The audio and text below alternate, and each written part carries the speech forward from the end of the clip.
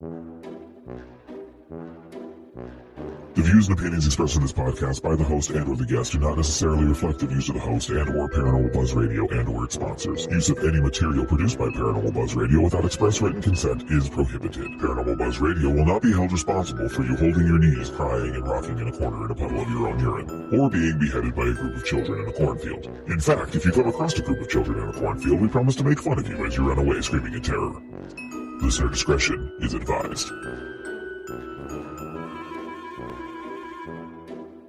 Paranormal 5 is bringing you Para Peeps New England to help showcase some of the best in the paranormal and unexplained in the area. Their goal? To show the strength of paranormal unity by giving everyone in the field a voice. Join them as they discuss everything from haunted locations, aliens, metaphysical, cryptids, and much, much more. So sit back, enjoy the show, and as always, thank you for listening.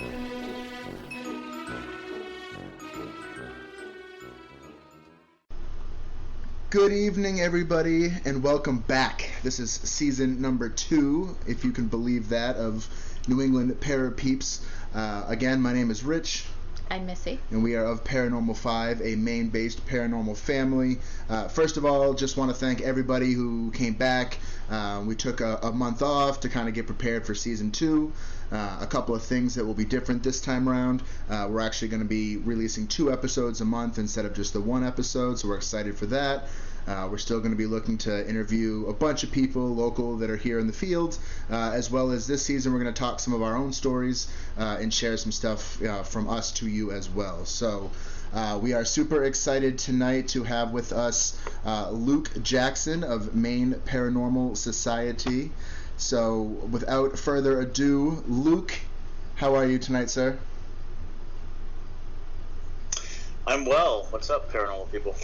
No, not much at all. We are super excited. I was just letting everybody know that you are starting off our 2nd season of New England Para Peeps, so congratulations. We're super happy to have you be the guy.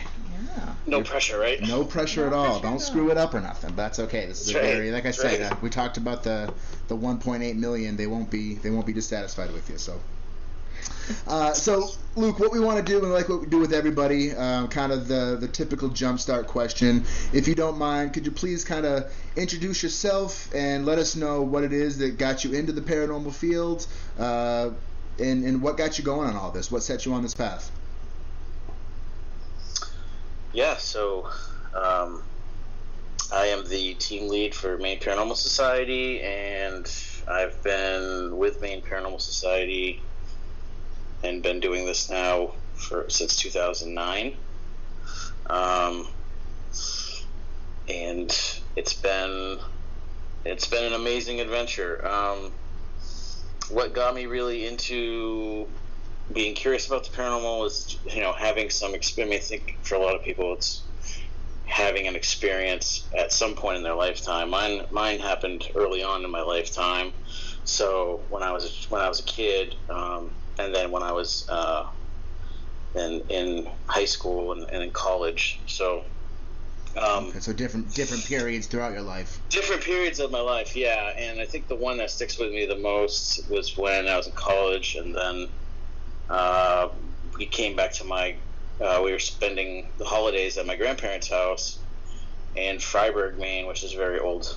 I think it's the oldest town in Oxford County. Yes, I think you're right. And they lived in a 300-year-old house, colonial house, I believe. And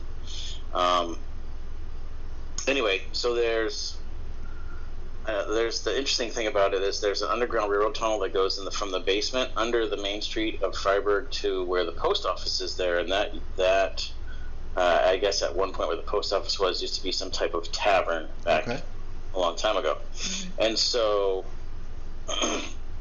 we used to shuttle slaves through, and so it was, we were spending the night. It was Christmas time, and it was like the middle of the night, and it sounded like I woke up because I heard like a troop of people running down the hallway right outside my door. Oh, wow. We were all upstairs. Everybody's in their own bedroom, and it just sounded like like a troop of people just I just can't. I don't know how many, but there was more. I know there was more than one. It sounded like a lot of people running up and down the hall. And so then I was just like, whoa, because you get older, right? And you think, well, the stuff maybe that happened to me when I was a kid, maybe I can just kind of explain it away. Maybe I didn't really. I was a kid, I was young, right? And then when you're like in your 20s, and you're like, whoa, okay, so.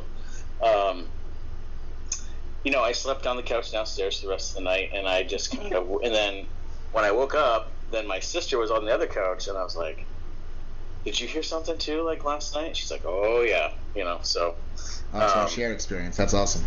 But then you have this epiphany, like years later, right? That happened, a long time ago, because I'm old now, but. Aren't we all?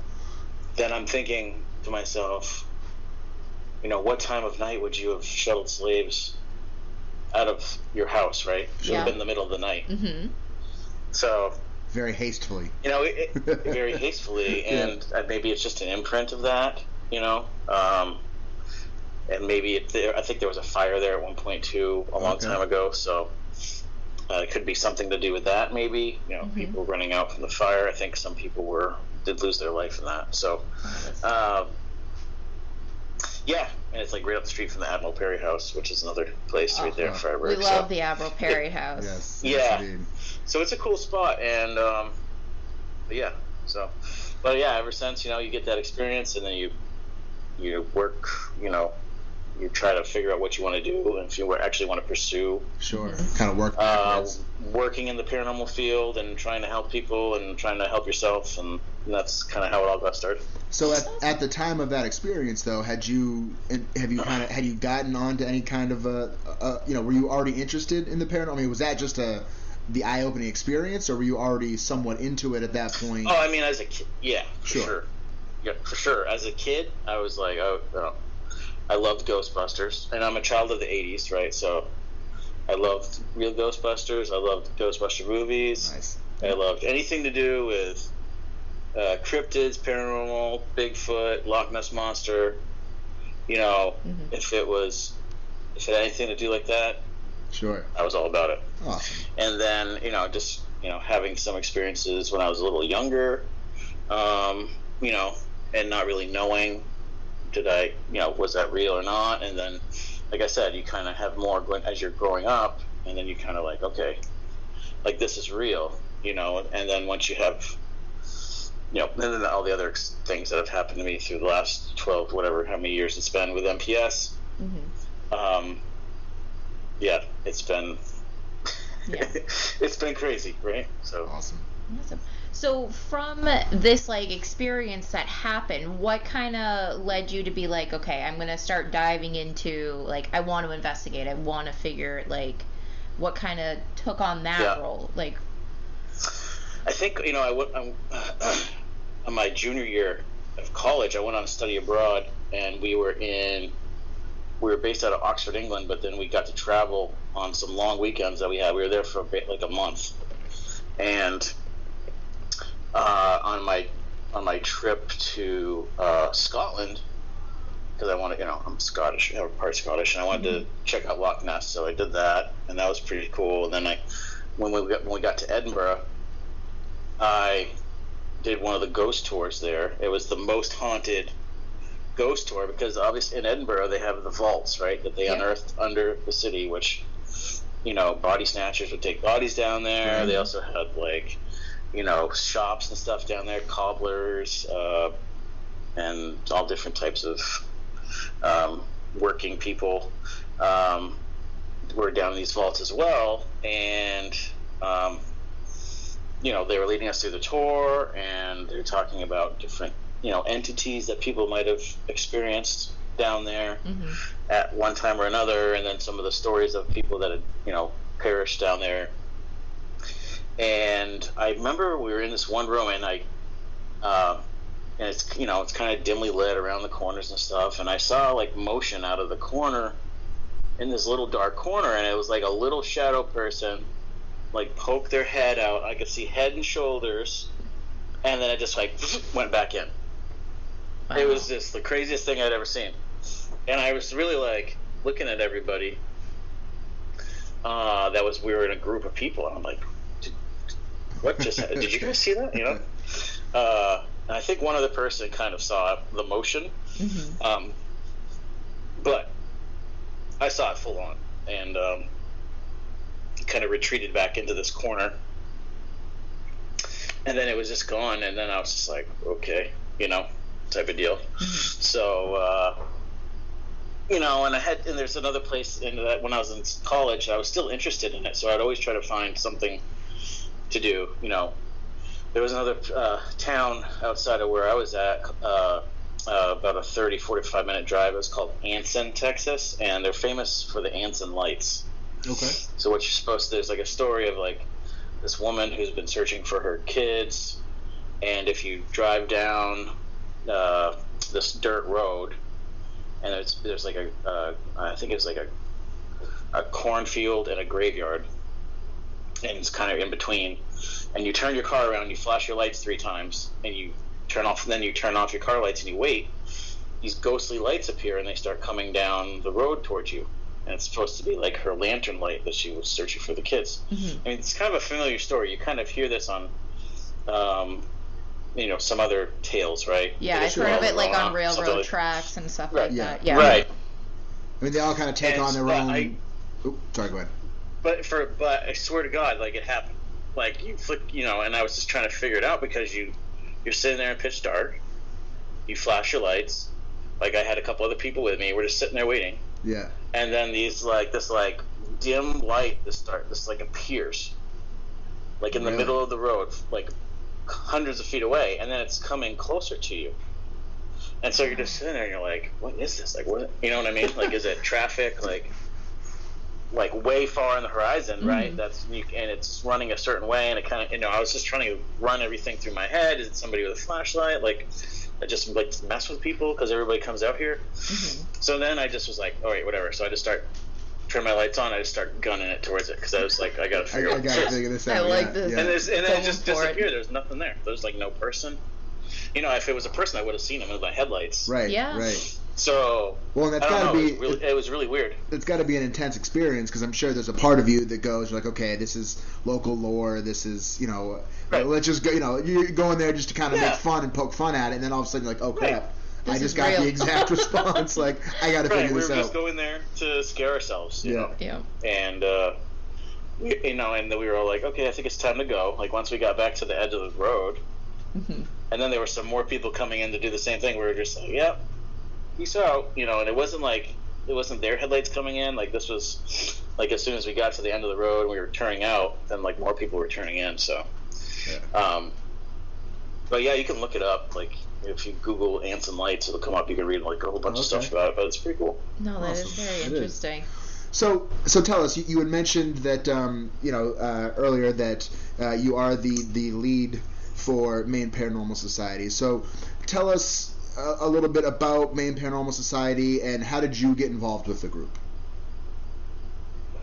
Yeah, so when how I got involved is I moved back from school. I'm from Texas back to Maine, and it was 2008. You know, fall of 2008. And then I was just kind of doing my own thing, and then it got into 2009. I started searching around for things to do. I found the TAPS boot camp, which was going to be held at the Spalding Inn. Yep. So I went and I signed up for that, and I went for the weekend, the TAPS boot camp weekend there, and it was great. You know, learned a lot. It was kind of like Paranormal Investigating 101, and they had like, you know, talked about cases. You know, it was Jason and Grant and a bunch of other people, and it's at the inn that they owned at the time, right? And a very haunted inn. Sure, they're right in New Hampshire, and so it was just a really great experience. Oh, that is really cool. And so did. And then I was going to say. They had a whole section. Sorry, they had a whole thing about. You know, looking for a team and starting your own team, and starting my own team kind of felt like it would be a very like big task for me at the time because I really didn't know what I was, you know, getting into. And then I figured I would look for a TAPS family team And then that's how I found the Maine Paranormal Society, searching for through the TAPS website, and then finding through the state of Maine like what group was TAPS family. Mm-hmm. And then I contacted them for what seemed like months, because at the time I think they were checking. I don't even remember, because this was back when MySpace was on. Sure. There was just a different. So I was trying to message them or email them through their website, which I think was under construction. So it was kind of like, it took a while. Yeah. It took a while, and then I finally got the interview, and then here we are. Look at you now. That's right. So you're team leaders, correct? Yeah, I guess. I mean, if that's the title I have to be given, then yeah, it was kind of by default. When See, I always hear you're boss man, so leadership that's had moved away. So what was that, Richie? I said we always just we hear it as boss man, so that's got to be team lead. Oh yeah, yeah. So That's to be funny. Yeah, so obviously that we did the interview with Jen a couple episodes ago, and her role with MPS, and her role is being case manager. So what's kind of the difference between case manager and team lead, if there is any big difference? I mean, not really. Really a lot of the time Jen tells me what we're doing and where we're going, right? Mm-hmm. So I would argue that she's the team lead, but and I had initially started out this whole process as the tech manager, right, back in the day. So, you're still an investigator. You're just trying to help Jen, and then figure out what we're doing, where we're going, what cases we have. Mm-hmm. If we're doing other things like public events, things like that. Yeah. Mm-hmm. And then just trying to be friendly with people, and because I think for a little while, for a couple of years there, Maine Paranormal, I feel like we had the reputation of, they're TAPS family, they think they're so cool. Yeah. We don't want to talk to them. And the paranormal community is kind of like high school, right? Sure. So it can be, yeah, unfortunately. Especially with some of the things that happened in the last month or so out there in the social media universe, but I won't get into that. But but I think it's just letting people know, we're cool. Like we're just like you guys. We all have different investigating styles, and that's cool. Like we can all investigate in different ways and still, have passion for the paranormal, helping people and all that. And so I think once we've made those connections with people and other groups here in the state of Maine, because I think when we started there was probably like a handful, right? Now there's probably like 80. Yeah. I don't know. Yeah. You know what I mean? Like it is crazy. In just the state of Maine. So. Well, and I can kind of see that dilemma too. As far as, because I feel like at a time, when you thought about TAPS and you thought about what they represented, it was almost like you had the way that TAPS would do things, and then you had the wrong way, and that was almost like that was almost like the feel. But I feel like now, I feel like now there's been such a huge shift in the field, like you said, going from maybe 10 groups in the area to 80 plus. But you've also got all these different styles, and I think that. With that and the ability to, like you said, moving out of the MySpace world and having more connections and more communication amongst all these teams, everything becomes so much more acceptable, and you see that there are multiple different ways of doing things, and they kind of all overlap in a sense. Yeah, I mean, I think with the TAPS mentality of you try to debunk everything, which I enjoy. I know you are a great debunker, and I have to say, like, even going back to your story about the lights in Texas, you were trying to debunk it then, so you were just a natural debunker. I think that's awesome. No big deal. I'll give that one to you, Luke. Well, you know what it is? It's I think it's a little bit of it is, when you have an experience and you experience something, and then you're really trying to also prove it to yourself on every investigation. Right. I feel like, again, to yourself that I really experience that? Because when you're trying to debunk something that somebody else has experienced and you really can't, it makes me feel better about the things I've experienced. You know what I mean? So, but there is a place for debunking, because you want to try to figure out, we're in the business of helping people, and it's not even a business. We do this on our own dime, our own, own money, own gas, own travel. Yep. We don't get paid. And so, we really are passionate about this, and we look at it as living history, especially here in the state of Maine. Yes. And for a brief time, we were covering Maine, New Hampshire, and Vermont, like when I first started with the group. Yeah. So, but debunking, I think, is a good thing to do, because sometimes it can just settle people right down. Like you will go into a place and people are very scared, and they are looking for help, and then if you're able to do a thorough investigation and check out the EMF levels in the house, and check out the plumbing, and check out the electrical, and then any other drafts, if you can find drafty windows, things like that. Like if you can put up, say they have high EMF, they've got drafty windows, they've got bad plumbing. Yep. The EMF might be making them hallucinate a little bit. I mean, it gives me a headache for sure. I can't be in a place with high EMF for a long time. Makes my skin crawl. But I mean, that could be a way to explain what's happening to them. You know what I mean? Yeah. But then if we are able to still experience something, full-bodied apparition shows up in the middle of the room while we're there. Obviously, it's not just that stuff, right? So. Right. Yeah. And I think that's huge too, because again, having gotten to know you and gotten to know Maine Paranormal Society, and being such rooted in, like you said, helping people and really helping them to not only just deal with their situation, but help to understand it. And I think you would be doing no justice if you walked in and just amplified somebody who's already in fear, or is already in, total just chaos mode, where if you can go and give them, okay, you told me 10 things. Well, 8 of them, here are perfectly good explanations for it. Now let's focus on, these other 2 and how to work with that. And you completely tone down a scenario to people, rather than, yeah, you've got demons in here, it's time to run. It's not that mentality, and right. I think that's very important, when you're dealing with, these private investigations in these home situations. And it's a very delicate thing. You're walking into somebody's home. They're probably on edge, right? And you kind of have a sense, hopefully, of what's going on before you're in there, if you're doing your due diligence and vetting your case and the people that are involved and everything. You know what I mean?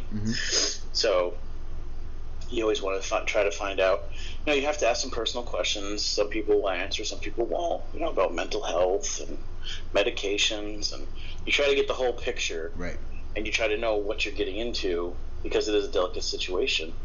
And like you said, people are scared, people are on edge. You're going into their home.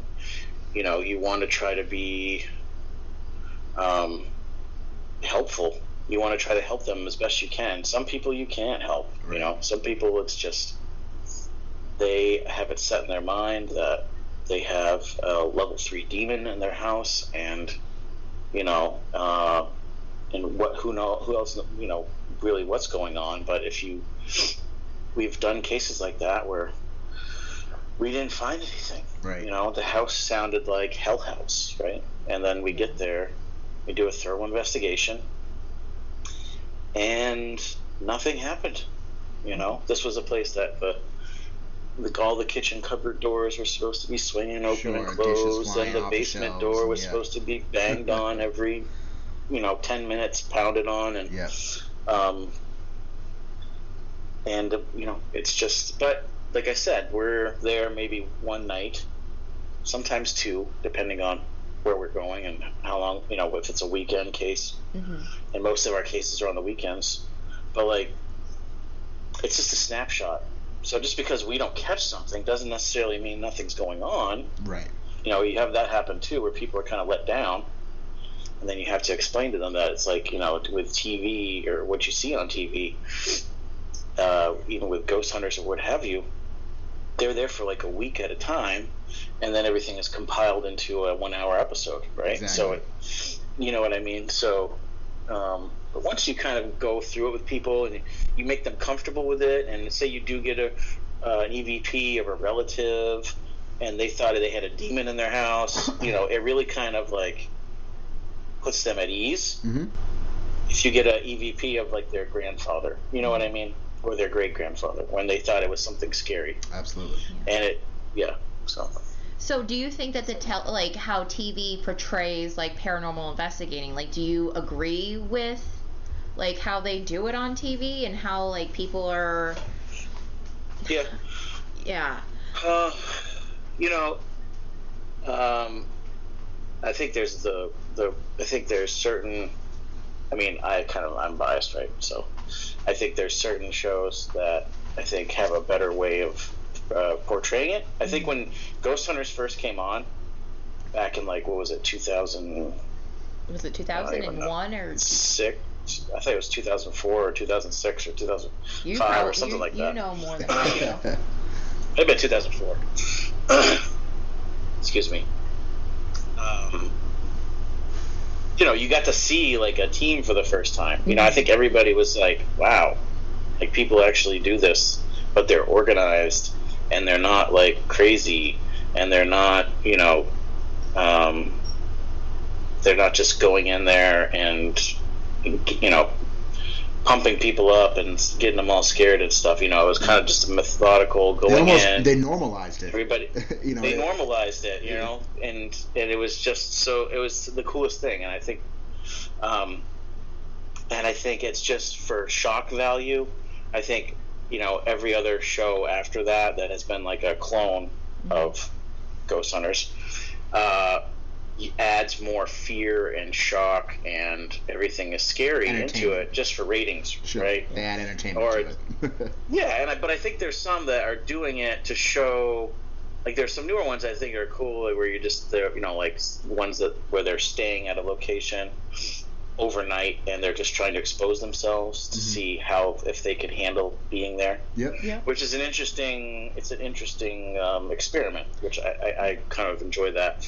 But there are other ones that are basically, Ghost Hunters Light that are, just really into it for the fear and scary, people are scared, or every situation's a very scary, dire situation, and there are a lot of places where a lot of death happened, a lot of death occurred, and those places do have activity. But it's not necessarily like every place is demonic or every place is malevolent, right? I mean, a lot of people died at Gettysburg. A lot of people died on Omaha Beach in Normandy. Those places, they just feel different because of the amount of life lost, right? Absolutely. So the amount of imprinted energy there. So. Yes. So, through MPS, you've gotten to do a lot of different styles of investigation. You guys have taken on a lot of the home cases, a lot of the actually going in to help a family. You've also had opportunities to do a lot of what we like to joke as and call it the pay-to-plays, the public events, the where you just where you can kind of let your guard down and you're not necessarily there to be the source of relief for somebody. So for you, explain the difference in the two as far as the mindset going into either a home investigation versus a somewhere where you're just going to capture your own evidence, and which do you prefer, and why? I think they're both, depending on the person, they both will fill your cup, right? Mm-hmm. If you like the paranormal, if you're interested in the subject and pursuing it, I think if you go to a pay-to-play, event, like Parsonsfield, right? Yep. We were all at Parsonsfield Seminary, which was a great time, and we had a couple different teams there to help out, and everybody that had, purchased a ticket for the event and helped them, go through the different buildings, and, it was a great time just to, be with like-minded people and answer their questions and, share an awesome location with them, which is a great which is great, right? Fills your cup that way. And Absolutely. then, when you are doing a residential case, be it a TAPS family case or one of our Maine paranormal cases that we get directly, you're still in it to help people. And I think, we try to go into that, and we're all on board on that mindset when we go into a location, a residential location, to help somebody or a business. We do help some business owners, and I think that also fills your cup when you're able to, help them calm down, help them be more comfortable with the situation, help them, look at it as living history, or help them find additional help if it's something that we can't handle. If it's something that we can document and get some evidence to show somebody else to say, if the person does want a cleansing or they do want an exorcism of their house or somebody in the home, then we can help that way too. Yeah. By documenting and providing them with evidence that we've gathered, or reasons why we think that it may be mental health or something like that. You know what I mean? And try to just help people one way or the other. So I think both of them fill my cup. So I think that's I enjoy both of them for sure. Awesome. No, I definitely again, when we were talking to Jen about it, I had asked her a similar question, and I think, and big thanks to you guys, as you've brought us on some cases as well and asked us to be a part of what you guys have going on, but just seeing that process of the, going into a home and learning a family story and watching them walk through the whole process start to finish. I love the pay-to-plays. I love going to these places, these notorious places that you're going to try to get something, you're going to have a good time with good people, but the emotional side that is attached to helping somebody and legitimately helping somebody, not somebody who's got reasonings to be worried and they're trying to figure it out too. It's just, it provides such a level of just good feels and for the individual going to help, and it's a whole nother side that we've gotten to experience, and it's awesome. Yeah, it's very powerful. It is. Especially, and if you're involved in cases that have children involved. I'm a parent, and you guys are parents, and it's you put yourself in that spot. Like, if all this stuff is going on in my house and my kids are scared and we were all kind of having experiences, I would be looking, take me out of this. I'm not in the paranormal, but if I was just a lay person to the paranormal, right? Sure. And all this was going on, yeah, I would be scared. And so yeah, I think, like I said, they're both great. Like you said, they're both great, and it's just you definitely have takeaways from either of them, and yeah. I like that. So, do you mind telling us about your opinion and your philosophy on tools within the paranormal field? And what kinds would you prefer? Are we talking about equipment? Or are we talking... So which ones would you prefer? Which ones would you not want to use? And maybe a little bit of explanation as to why. And especially as coming from the background, starting out as MPS as the tech manager, you were definitely hands-on with a lot of this equipment. And then also just TAPS, like, I feel like they kind of have, like, an expectation of certain tools. Like, I don't know. Like, I feel like certain tools are kind of, like, taboo to them. Like, yeah, this is the spirit box question, but that's all right. Yeah, we'll just come out and say it. Luke, how do you feel about spirit boxes? Just get it right out there. Yeah, right? I'll just throw it out there. No, that's all right. That was really good dancing around it, though. Richie came up with that question, so good job. Yeah. Good job, Richie. Yeah. No, hey, you know what? It's all good. We use a lot of things that are normal things that are used to try to catch things that are abnormal, right? So we use voice recorders, we use EMF detectors, cameras, digital cameras, video cameras, infrared cameras, flashlights, what have you. And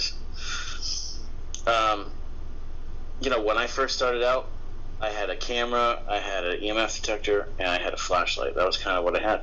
And then I just kind of built it up from there over 12, 13 years.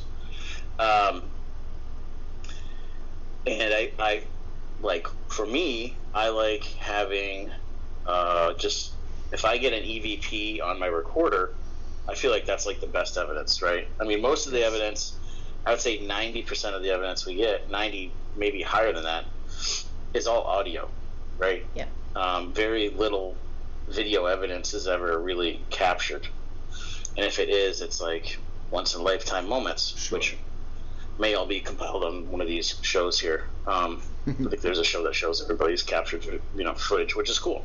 But a lot of that doesn't happen. You're never going to see the gray lady walking through the library, but you may hear her footsteps, or you may hear her say something to you. And so I like getting like a clear Class A EVP, knowing who's in the room, and then knowing the other voice that you capture is not any of those people. Right. And then if it says an intelligent response, a name, or an answer to your question, that's some of the best evidence I like to show to the homeowner or to the business building owner,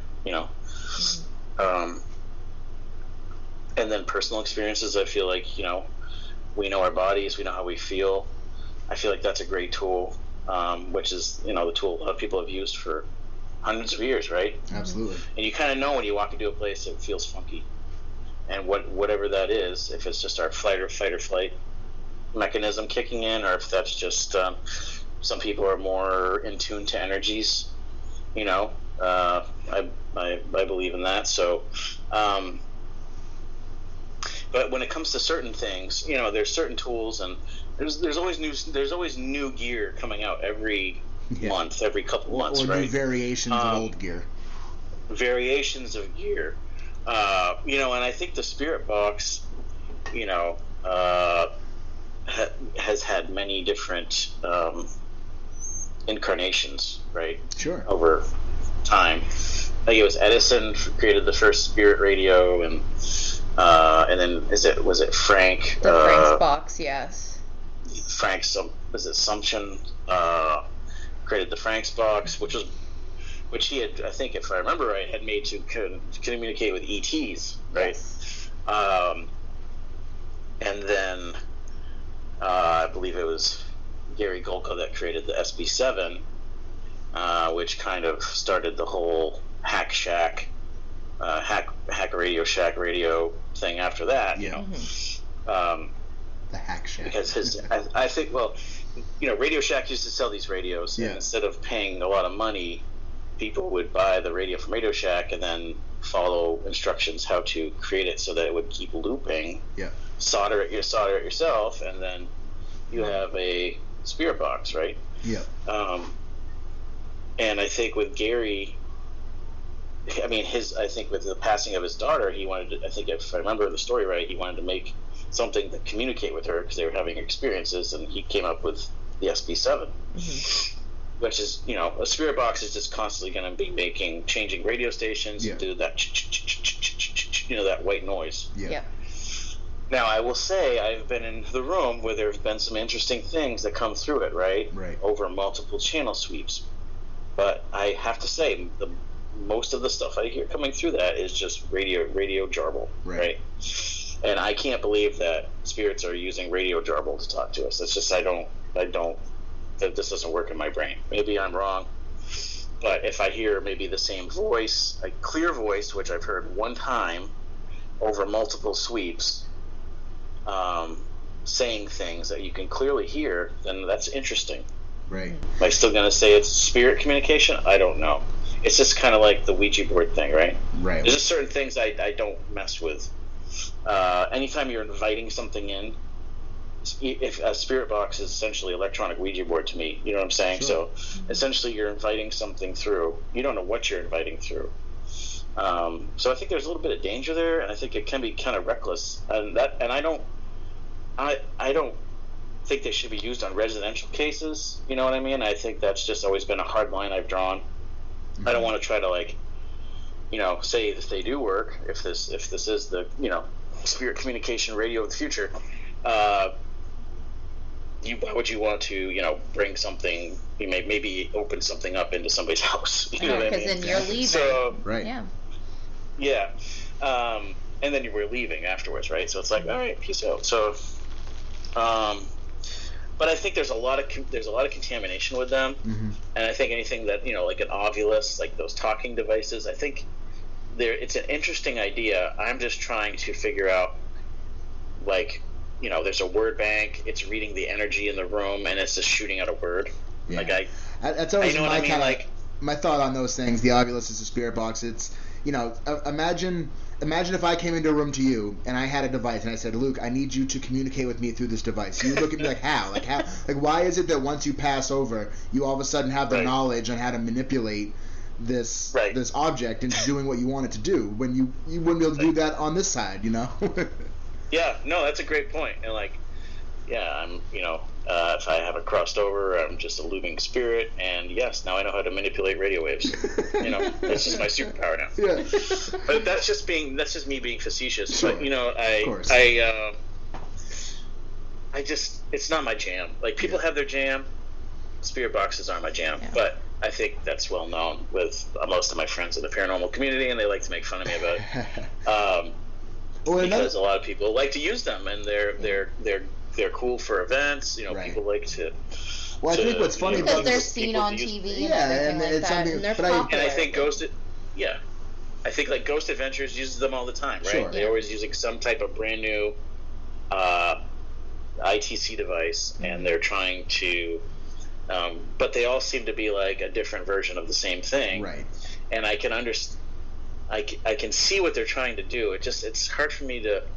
I don't know. It's hard for me to follow the theory, I guess. Well, I think one thing that's funny about the spirit box too is that it seems to be a very popular new to the field item. So when you go out and you want to start investigating, the first thing you want to do is get a spirit box, which I think is funny because I think for somebody to truly utilize, I think it needs to be one of the most practiced tools before you can get it right, because you really need to be able to have that ability to weed out what is not voices, you know what I mean? Because if not, you're just hearing everything come through, assuming that there's 1,000 people in the room want to talk to you. But that's something where, like, just like with your pendulums or with your any of those tools that really you need to master it before.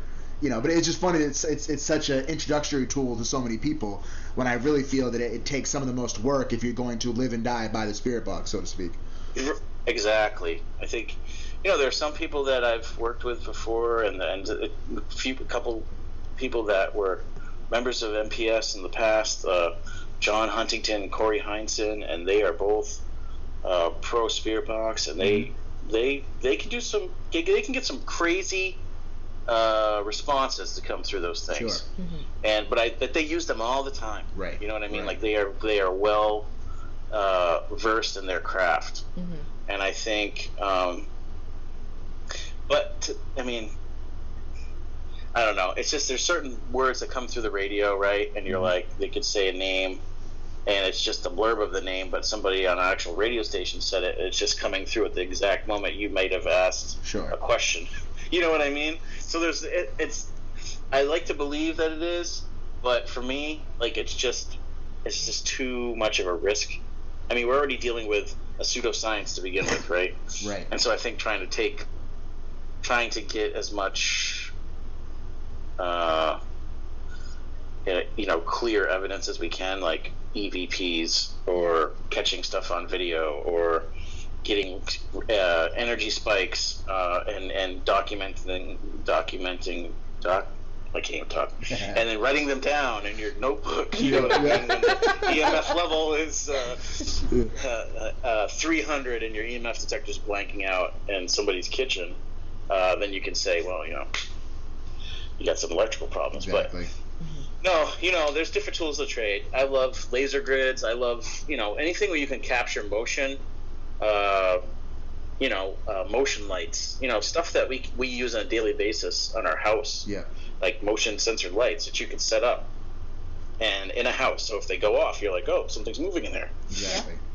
So that kind of just a sub question of that too is if you could, or maybe you've thought of this, maybe you haven't, but what would be a tool if you were to design a tool, what is missing? What is something that you feel would be that you would like? If you had the fundage, you had the backing, what would be a tool that you would like to see come to life, or something you may have thought of that would be useful? Wow. I know. I know. Richie came up with this question too, so you can just get mad at him. Wow. I mean, wow. I don't know. I think I saw the one thing I liked that was interesting that they had on Ghost Nation that Steve had. I think he had borrowed from somebody that had made it. Was like a radar. Oh yeah. That was sweeping. It was sweeping back and forth. It was on like a control arm. Yeah. That was motorized. Okay. Yeah, it's for and like. So you could set it on the table, sure. Mm-hmm. Yep. Hook to your laptop, and it would scan the room, and you could see the room mapped out in radar. Oh, okay. Like a fish finder. Like it was like almost a fish finder radar, and so you could see the outlines of the tables and everything. It wasn't like an SLS camera, which uses the Xbox Kinect camera and then tries to map everything.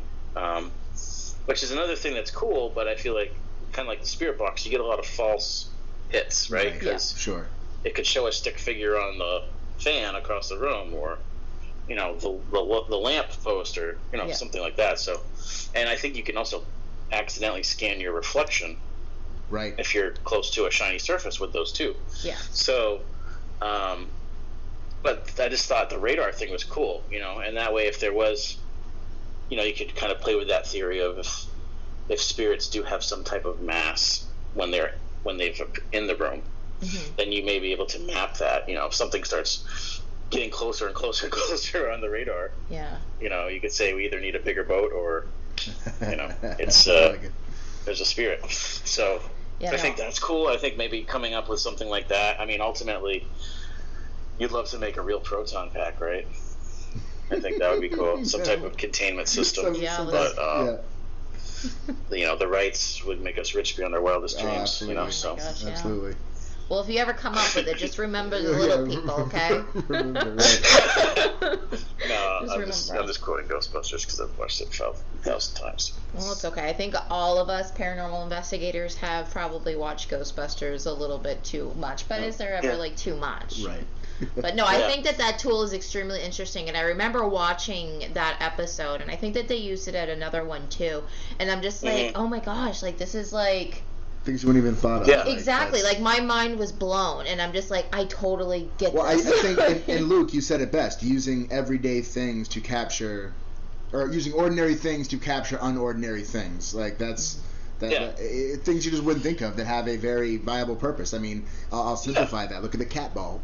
I know, exactly. The cat toy. Like, that's one of my favorite tools. Those motion cat balls are like great. Amazing.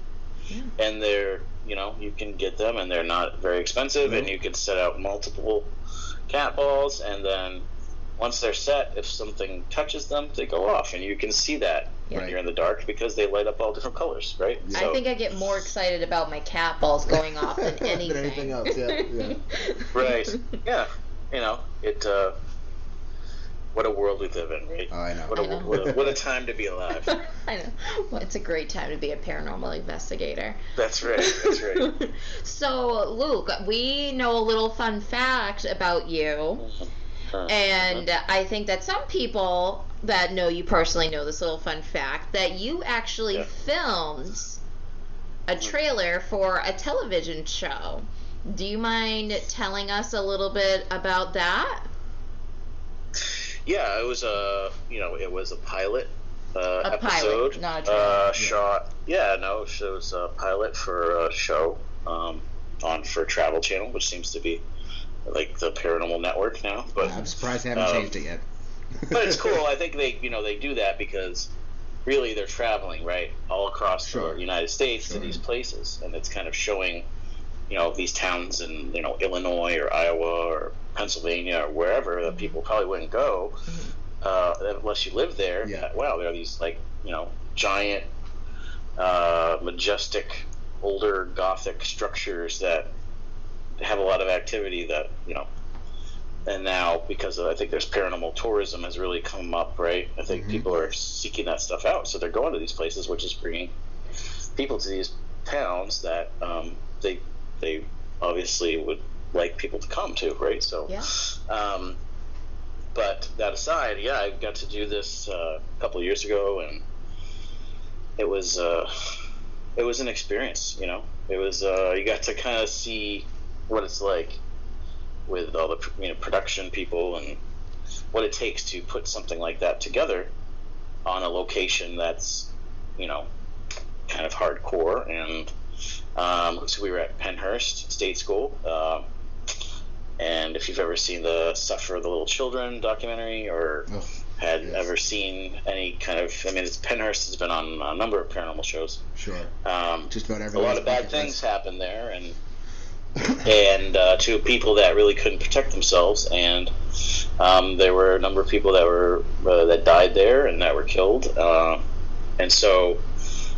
And always a place I had always thought I probably had never get a chance to go to, Mm-hmm. but then it ended up being that we were going there, and that we were there for. I was locked inside for 3 days, on one of the floors by myself, and there was another person on the second floor, another person on the third floor of Mayflower Hall. We were in there for 72 hours, and they wanted us to see if we could survive it, and then if we could capture evidence. Yeah. That was basically the gist of the show and the pilot, and I'll tell you, it was a heck of an experience. I could talk about it now because I'm way past my 18 months and all those things I signed. It was nothing that's ever going to come out, I don't think, on TV, but it was just I can't really explain it. It was just,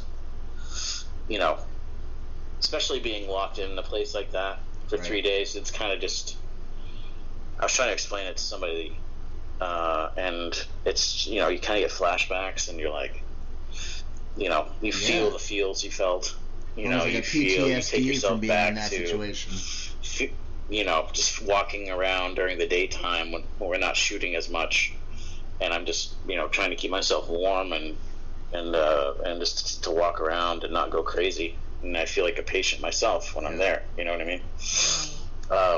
Yeah, I never really thought of it like that, before, until you just mentioned it. You kind of, and then when you were there for that amount of time, kind of going stir crazy a little bit like that. And could you imagine that? And that was 3 days, right? For them, yeah. Right. And then you're kind of dreading when the dark is coming, right? So it's like the daylight's going. You're losing the light within the building dark, slowly, and now you're just in this complete darkness, and all you have is flashlights. Yeah.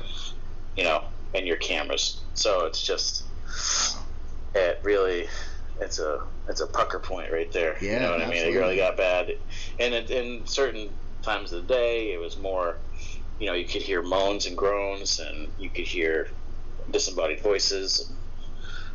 You hear people running at you down the hallways at random times. It would be in the day, it would be at nighttime, it would be in the basement, it would be on the first floor. Wow. It was just a very active place, and another one of those places where it just feels really heavy. Lots of energy. Like a Gettysburg, or like a Normandy, Omaha Beach, or Waverly Hills, or something like that. You know what I mean? So it was an experience, and it was fun, and I don't think I learned a lot about myself and about what it takes to make a TV show, right? So it's just, it was interesting. I was going to say, had a lot of fun. Do you feel like doing that gave you a appreciation for these shows, or do you think that it, for sure. Yeah, okay. That's what I was wondering. I didn't know. I feel like it could go either way, though. It could almost have you appreciate it more, or you could come away being like, "Oh, this is, Well, it's a lot of work first for the people they wanted it was kind of more like a self-filming. Yep. So we had to do a lot of the film. We had 2 cameras. I always had to carry a long shot camera and my fanny pack camera around me all the time. Yeah. Constantly changing batteries. You're constantly trying to make sure you have, SD cards are changed and all that good stuff, and trying to gather evidence, trying to investigate my way. I think everybody kind of had a different style. Yeah. but I was trying to be respectful and trying to communicate with people and bringing objects that people with a more childlike mentality might like to interact with, things that lit up like the cat balls and the REM pods, and we have a REM pod dog, stuffed dog that has a REM pod built into it. So if they would come and pet the dog, it would set off the REM pod inside. His nose would light up and his collar would light up, and they loved playing with that. I had that go off all the time, and I didn't feel really scared at any point. It was just a lot. Yeah. It was a lot to take on. I think it's a lot of emotions there. Like, you felt like all the emotions of everybody that was there. That's what I felt like. I was just so drained, and I was like, by the second day, I almost tapped out because I was like, I don't know if I can do this for another night because I'm like exhausted. Yeah. You don't really sleep. No. And it was cold. It was sleeting and snowing, and there's no heat in the building, and so yeah.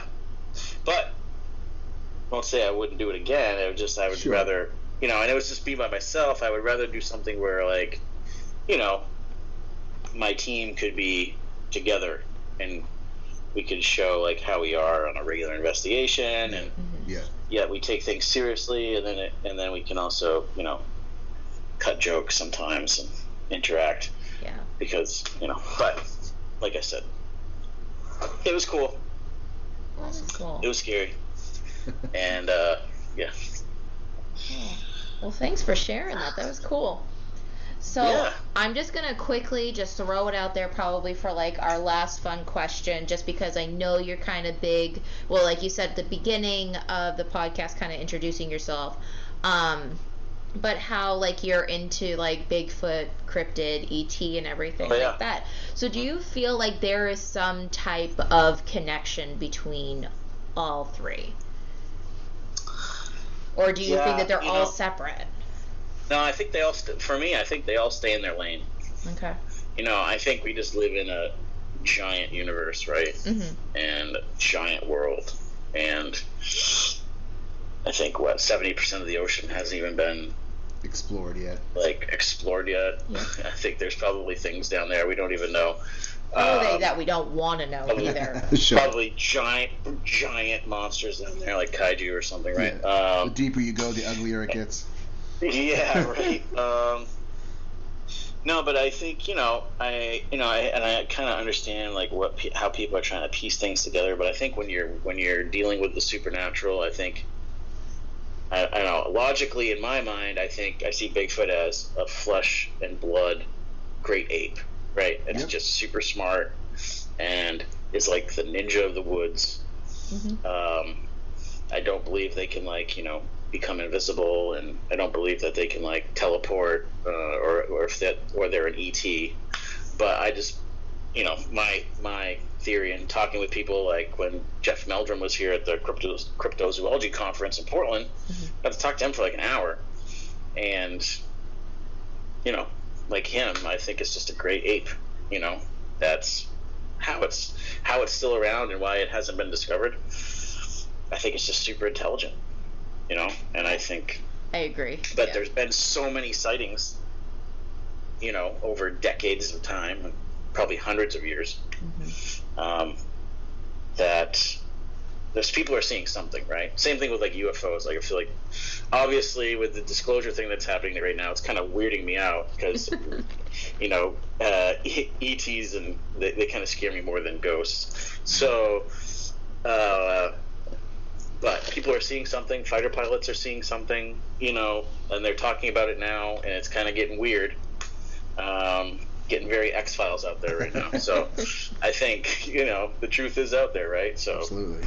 I think at some point we're going to find out, and I think people are going to deal with it one way or the other. Yep. Yeah, we are going to get the hard truth sooner or later. Definitely. Yeah. Yeah, and then with spirits, I think, I don't know, I think we live in a spiritual world. I think there's obviously, for everything I've experienced, there's life after death, and with my faith, I believe that as well. And we all have a different walk. We all have a different faith in our group, but everything I've experienced and everything I believe in is that we do live in a spiritual world, and I think stuff happens all the time where people find that out, and they have their aha moment, and it's fun when somebody who's a non-believer has that. Right. I love seeing those experiences, yeah, like you just being like, what? Yeah. Seeing them turn, seeing them start that path, and yeah, absolutely. So, Luke, one more question from us, and I'm curious because I'm sure it's different for everybody, but what is it that A, keeps you going in this field, and B, if you had to give yourself a goal, like what is your ultimate, I don't want to say end game, but what is the ultimate thing that you are trying to reach? Is it just documentation? Is it a level of self awareness? What's the long-term goal for you, and what's the plan? I think it's just I don't really know if I have a goal. I think my goal has been this whole time just to prove to myself what I experienced growing up and throughout my life has been real, because it was very real to me, Yeah.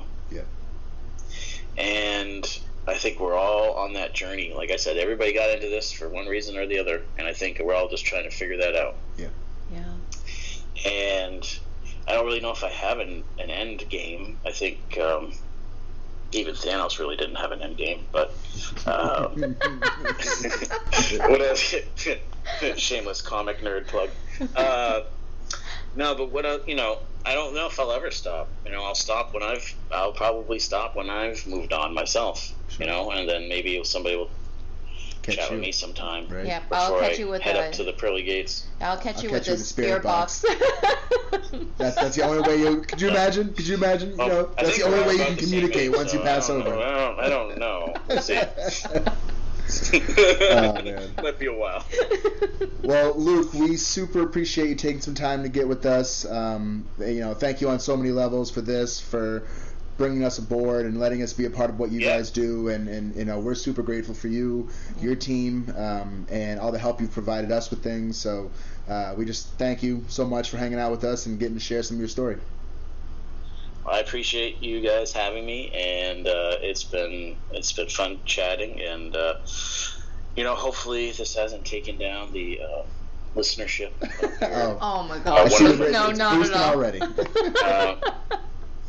And Richie and Melissa, it's been a great time with you guys. Luke. Lucas, awesome, man. All right, guys. Well, as always, thank you guys for. Oh, no problem. Yeah. Thank you guys for hanging out. Thank you guys for listening, and we will see you in 2 weeks. Right. Thanks, guys. Take care.